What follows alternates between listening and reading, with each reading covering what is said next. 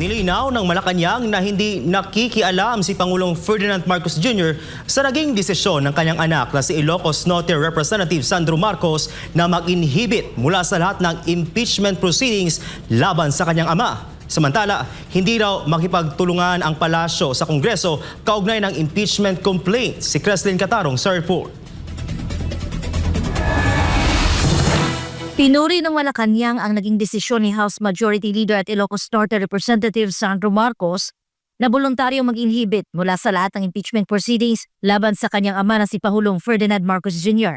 Ayon kay Presidential Communications Office Undersecretary Claire Castro sa Palace Briefing araw ng Martes, ang hakbang ni Congressman Sandro ay nagpapakita raw ng maayos na asal bilang isang lingkod bayan at tama lang anya ang naging pasya nito. Yes, the act of Congressman Sandro Marcos inhibiting himself voluntarily from this issue, especially regarding the impeachment complaint filed against his own father. It is a hallmark of a statesman.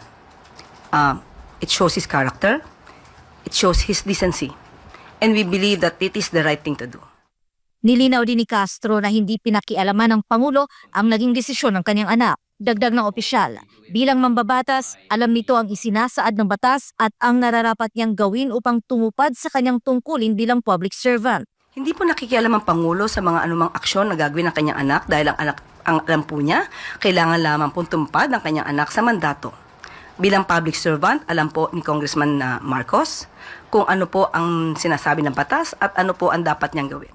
Kaugnay dito, inihayag ng Malacanang na nirerespeto nito ang naging hakbang ng Kamara na i-refer sa House Committee on Justice ang dalawang verified impeachment complaints laban kay PBBM. Saad ni Castro, kinikilala ng Pangulo ang otoridad at mga desisyon ng Kamara kaugnay ng usapin.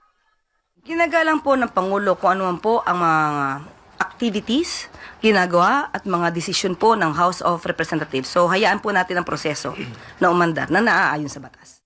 Sa talong naman kung nakikita ng palasyo ang hakbang na ito bilang pag-atake sa administrasyon, sinabi ni Castro na sa isang banda ay may epekto ito hindi lamang sa Pangulo, kundi pati sa bansa at sa ekonomiya. Gayunpaman iginiit ng Paras Press Officer na hindi mahahadlangan ng mga impeachment effort ang pagtatrabaho ng Pangulo para sa kapakanan ng mga Pilipino. Nagpahayag naman ng kahandaan ng Malacanang na makipagtulungan sa Kongreso at magbigay ng mga kinakailangang dokumento sakaling ito ay hilingin ng House Committee on Justice bilang paggalang sa umiiral na proseso. Para sa Diyos at sa Pilipinas kong mahal, ito si Creslin Catarong, SMNI News.